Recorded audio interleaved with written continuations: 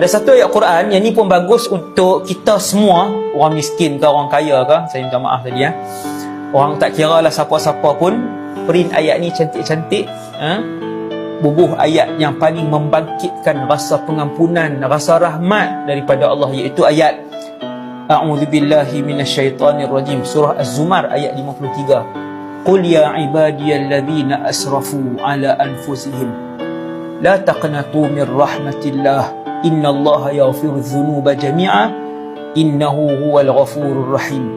Wahai Muhammad, bagi tahu kepada umat kamu, wahai hamba-hambaku, iaitu hamba-hamba Allah yang telah melampau batas terhadap diri mereka dengan perbuatan maksiat yang banyak, la taqnatu min rahmatillah, jangan berputus asa daripada rahmat Allah.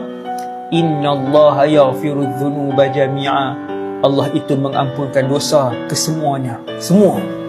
1000 tahun hidup buat dosa, Allah boleh ampun 1000 tahun.